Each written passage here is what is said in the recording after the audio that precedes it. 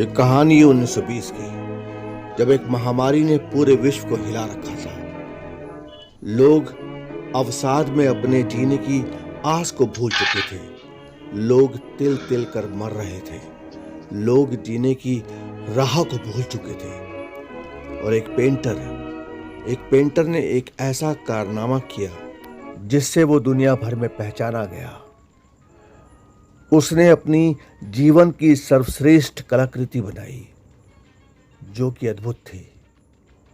वो क्या कलाकृति थी, वो क्या पेंटिंग थी। कहते हैं यहाँ कला की कदर है, किस्मत खुलती है कलाकार की। झाड़ में जाए ऐसा सपना, ऐसा सपना। पर साले इन बुड्ढों को देखकर तो ऐसा नहीं लगता। आधी उम्र हो गई है, आंखें पथरा गई हैं, हाथ पांव तक कांपने लगे हैं, पर अभी भी दम भर रहे हैं ये। कैनवस पर ब्रश चलाते हैं तो ऐसा लगता है जैसे पान पर कत्था लगा रहे हो। पर सालों के अरमान खत्म नहीं हुए इनके अभी भी। ये बड़ा कलाकार बनना है, बड़ा कलाकार बनेंगे ये। बन गए। क्यों पड़ी हूं मैं यहाँ? भाड़ में जाए ऐसा सपनों का शहर। बस जॉन से ठीक हो जाए तो मैं उससे बोल दूंगी कि अब मैं एक पल नहीं रुक सकती यहाँ।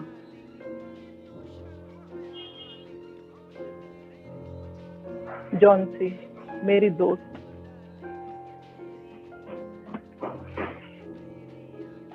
बस एक वही सच्ची साथी मिली है मुझे इस अजनबी शहर में।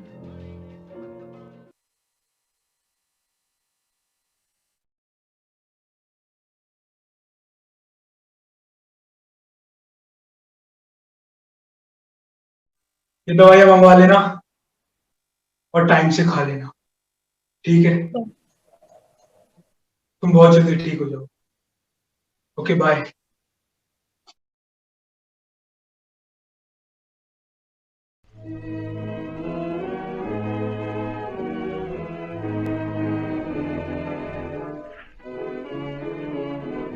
डॉक्टर, अब कैसी है जॉन सी की तबीयत?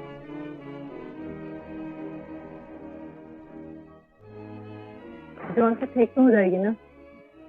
सुनो, मैंने अपनी तरफ से पूरी कोशिश करी, लेकिन तुम्हारे इस दोस्त को बचाने की संभावना बिल्कुल भी।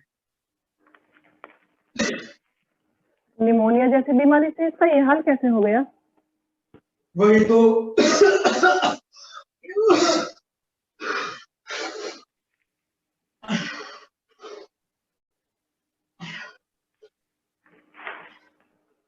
समझ में नहीं आ रहा है। मुझे एक बात बताओ, क्या इसके मन पर कोई बोझ है? पता नहीं डॉक्टर, पर इसने ऐसी कोई बात मुझे तो नहीं बताई। वैसे शहर में बड़ा कलाकार बनने का सपना लेकर आई थी वो,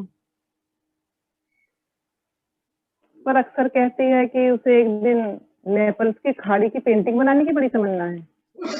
पेंटिंग? अरे मेरे कहने का मतलब है कुछ ऐसा जिसके लिए जीना चाहती हो, मतलब कोई प्रेमी। प्रेमी? कैसी बात कर रहे हो डॉक्टर? आज तक उसने अपनी कला के अलावा किसी और से प्यार नहीं किया। प्रेमी? अच्छा, तो ये बात है। सारी गड़बड़ी यही है, जो खुद अपने से प्यार न कर, वो किसी और से क्यों प्यार। यदि कोई मरीज खुद अपनी व्यक्ति के साथ चलने वालों की संख्या की, तो दवाई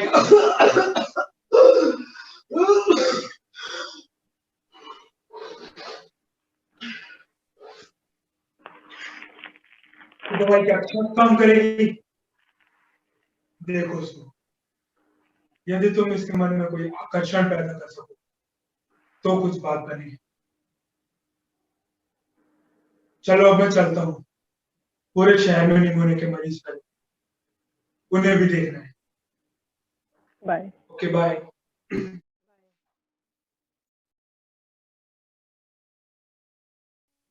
11, 10, 9, 8, 7,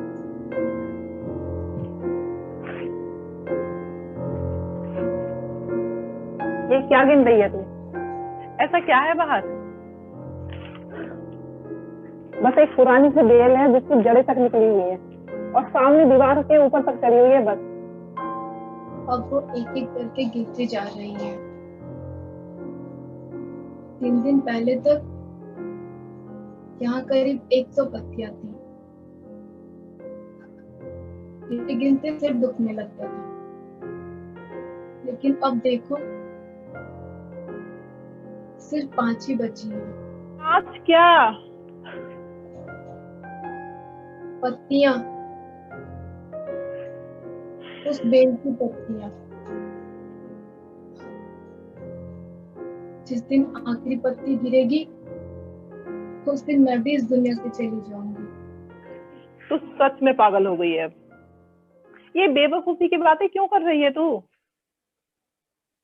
अच्छा ये बता कि उस पत्तियों से तेरे ठीक होने का क्या संबंध है?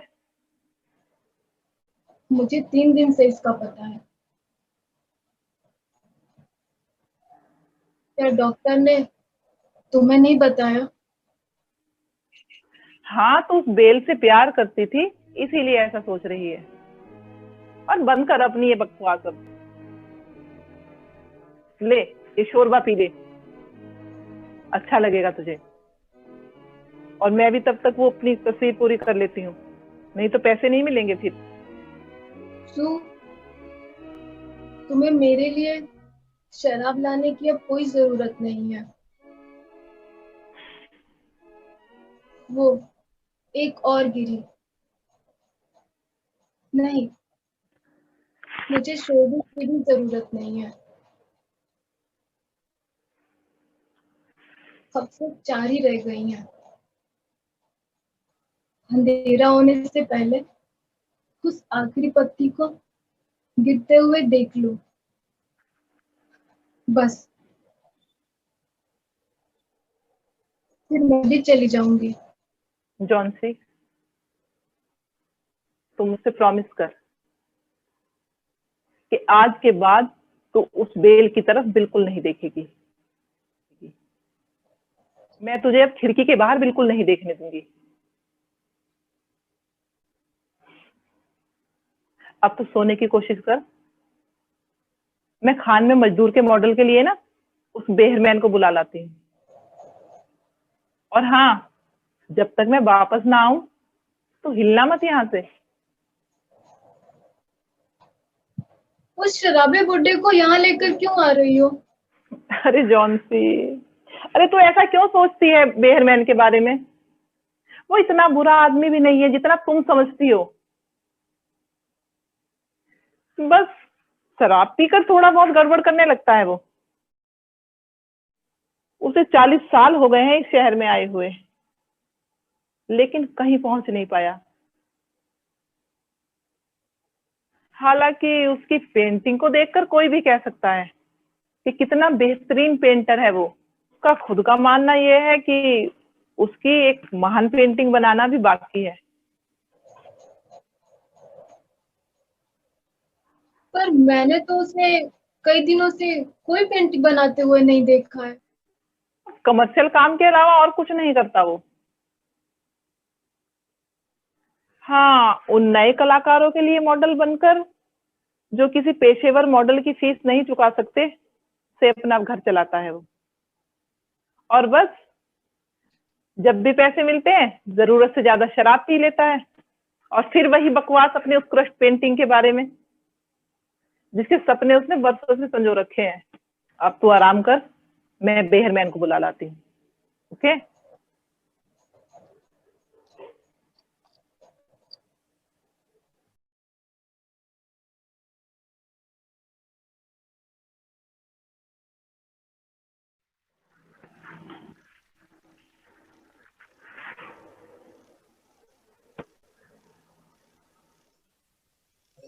बेहरमैन, बेहरमैन, अरे उठो, तुम्हारे लिए काम है मॉडलिंग का।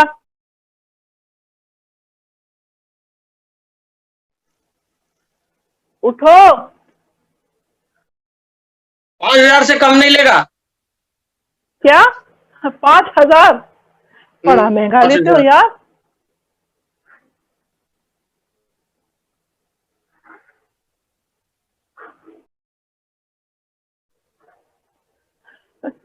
अरे देहरमैन, तो तुम्हारी ये पेंटिंग कब बनेगी जो ये महान पेंटिंग बनने वाली थी?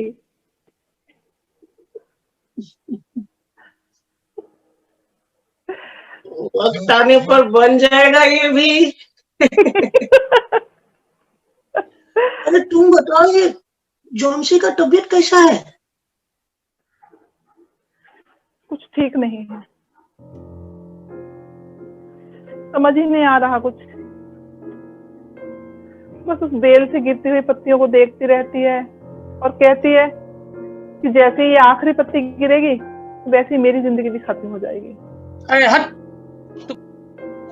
अरे तुमने उसका दिमाग में ये बात घुसने कैसा दिया बाबा? देखो शू, जॉन्सी जैसा लड़की के लिए ये है। वो तुम देखना, एक दिन जब हम अपना सबसे महान पेंटिंग बना लेगा ना, तो हम सब यहाँ से कहीं दूर चल चले, बहुत दूर। समझा तुम? हाँ चलो। चलो।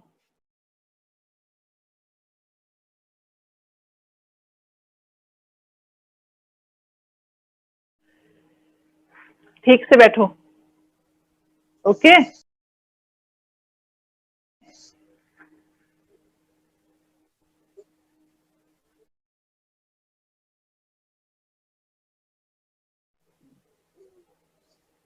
ये क्या कर रहे हो, क्या कर रहे हो ये?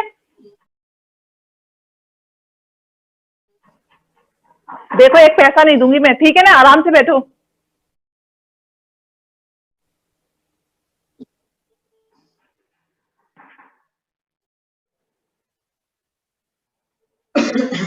और जॉन्सी, बाकी सब कैसा है? अभी तक तो जिंदा हूँ। अरे मेरे रहते हो तुम्हें कुछ हो भी नहीं सकता, और ना मैं तुम्हें कुछ होने दूंगा।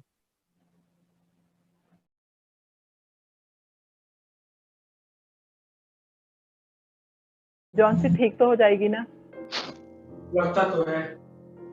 तुम पॉजिटिव रहो और उसे भी पॉजिटिव रहेगी। चलो अब मैं चलता हूँ।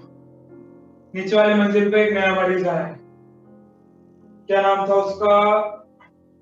बेयरमैन। वो भी एक कलाकार है, निमोनिया हो गया है उसे। आज ही उसे अस्पताल ले गए। शायद उसे मजा आ रहा है। चलता हूँ।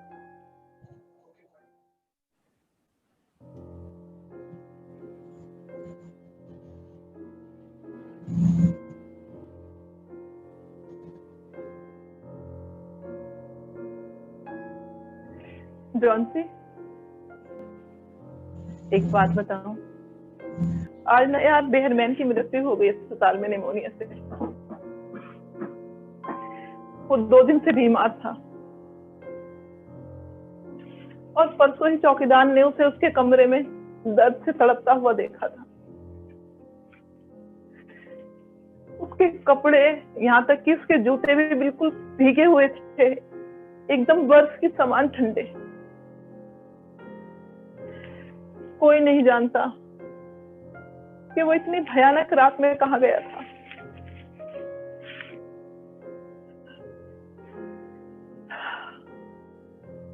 लेकिन उसके कमरे में एक जलती हुई लालटेन, एक सीढ़ी, 2-4 ब्रश और फलक पर कुछ हरा और पीला मिलाया हुआ रंग मिला है।